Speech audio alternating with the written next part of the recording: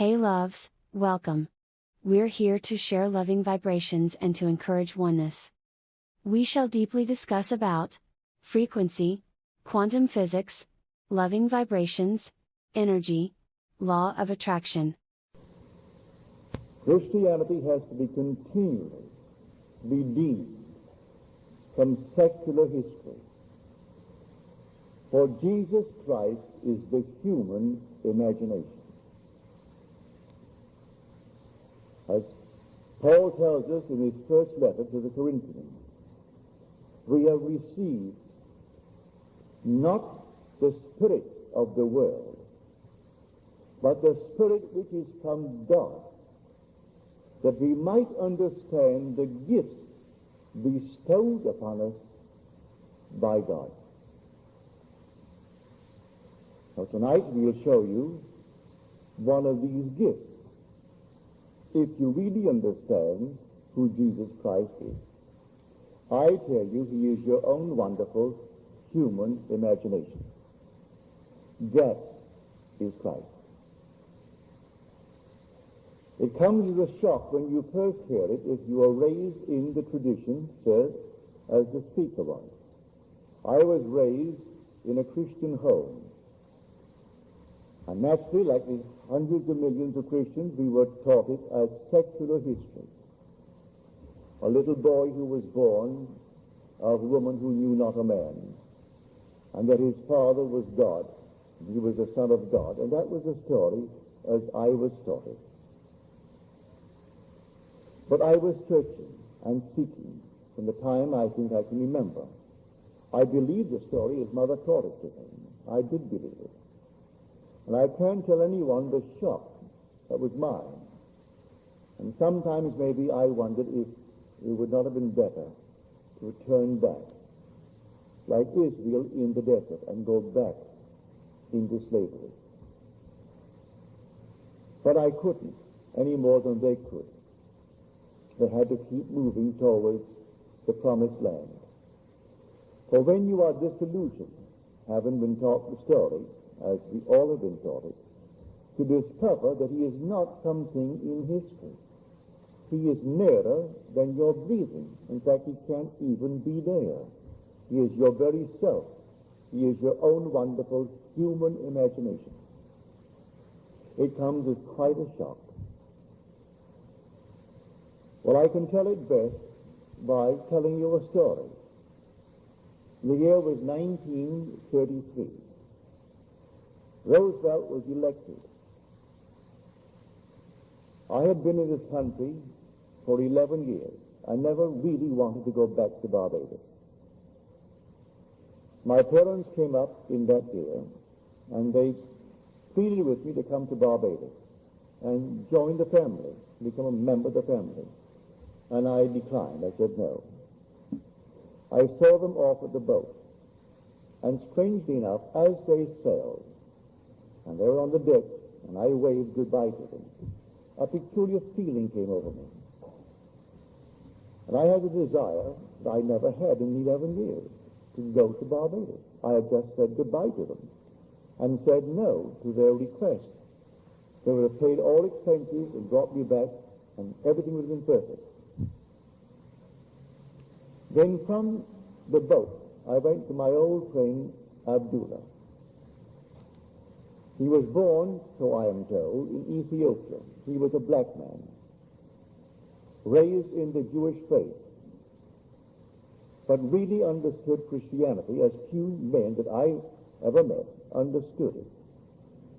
He understood the law, not the promise. He understood the law. So I went to him and I told him the feeling that came over me, that I wanted to go to Barbados. I just waved at my parents, and a peculiar feeling possessed me. And he said to me, "You are in Barbados."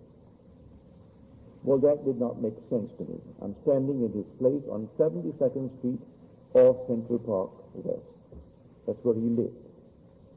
He lived at 30 West 72nd Street. And there I am in this place, and he's telling me that I am in Barbados. He didn't explain what he meant. So, as the days went by, I said to him, Ab, I am no nearer to Barbados than I was when I spoke to you. And he said to me, if you are in Barbados, you cannot discuss the means of getting to Barbados. You must actually live in Barbados, in your imagination, as though you were there, just as if, and view the world from Barbados. If you sleep in Barbados and view the world from Barbados, the means will appear and you will go to Barbados. But as far as I am concerned, you are already in Barbados, because you desired it. That intensity, all you have to do is simply to enter it. And you enter it now in New York City, even though that's 2,000 miles across water, and you aren't going to walk across water, but you enter Barbados and view the world from it. If you see the world from Barbados, then you have to be in Barbados.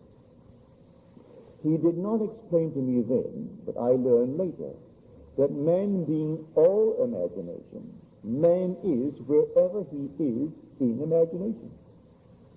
And imagination is the God in man, that is the eternal body of the Lord Jesus Christ. And all things are possible to him. And by him all things were made, and without him was not anything made that was made. That what is now proven was once only imagined. These things I did not know then. He simply talked in the overall picture. But I did my best, and I stepped mentally in Barbados, in my mother's home. I looked at the world and saw it from Barbados. I saw New York City 2,000 miles to the north of me, the northwest. For we are on a certain latitude, 13 north, New York is 42 north. We are the 59th longitude, New York is the 74th. So I thought northwest, as I could imagine it. I heard the tropical noises. We call this land tropical. It really isn't tropical in the true sense of the word. When you go into the tropics, it's something entirely different. I was born in the tropics, almost on the equator. It's an entirely different odor. Sunsets go like this. You look at a sun, and the sun disappears suddenly. A ball of red light becomes green. You're looking at the sun, and suddenly, in a matter of a split second, you're seeing a green sun. You're seeing the complement of red. So we have no twilights in Barbados. The sun goes down rapidly from a red ball to a green ball, and you're seeing a green ball. So the whole atmosphere differs.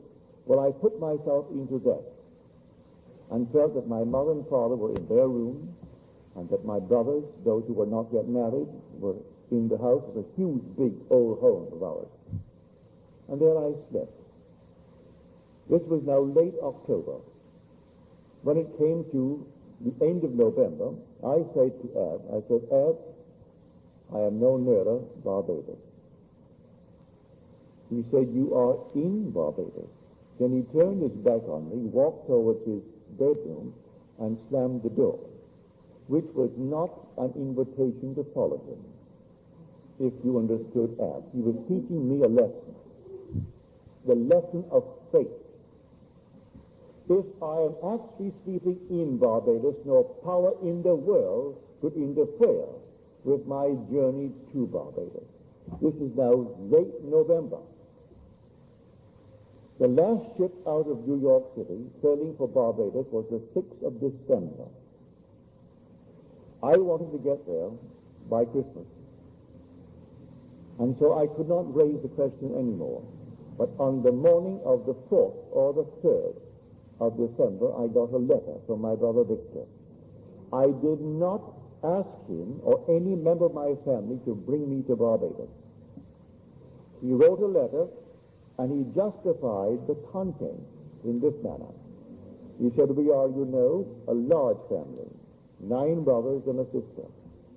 We have never been united around our Christmas table at Christmas since we were a family. For there was an interval between my sister Daphne and the last two boys of 8 years.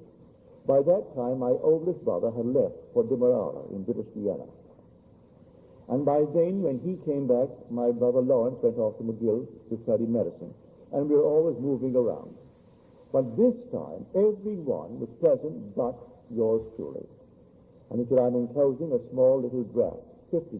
But in 1933, when there were 17.5 million unemployed, and we didn't have 204 million citizens, we only had 120-odd million.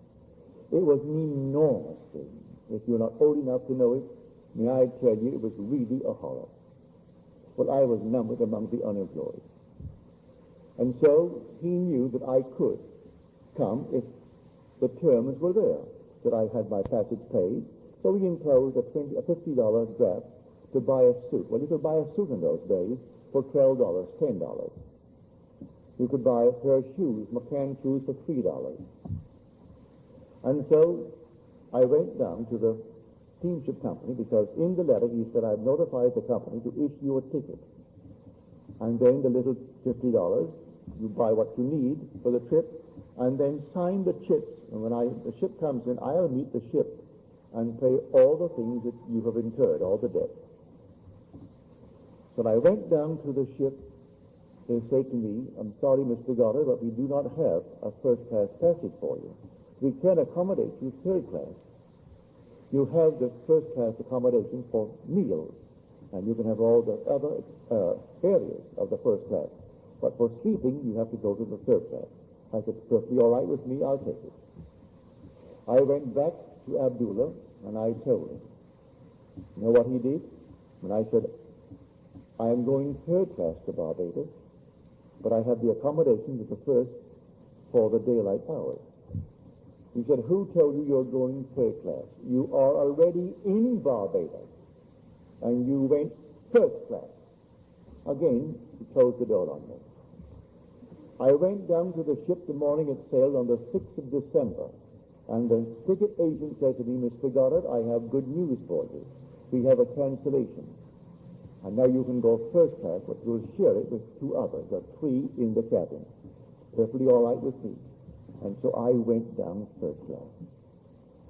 Abdullah said to me, you know, Neville, when you return from Barbados, you will have died. Never explained a statement of that nature. You will have died. I'm coming back from Barbados, but I will have died. He spoke in these cryptic manner. Well, I did. I went down to Barbados. I was a strict vegetarian. I had not eaten one piece of meat or fish or fowl in 7 years. No smoking, no alcohol, no sex. Disillusioned in my first marriage, and the whole thing was simply, I became a celibate. I came back from Barbados, and in Barbados I was the same being that I was when I arrived, to the annoyance of my family. For they made all their money in groceries, selling meat, fish, alcohol, everything. And I am enjoying a trip based upon their efforts, and here I am not taking what they are offering. On my way north, I did everything I had not done in 7 years. He was right. I died. That state of consciousness died. That's what died. Neville is the immortal being. That is, the inner man is immortal. I was locked in a state. The state I departed from, so as far as I am concerned, I died to that state. You see, life is nothing more than a hunger. This whole vast world is a hunger. And there are unnumbered states of consciousness. From We hope you will share the love and spread it too.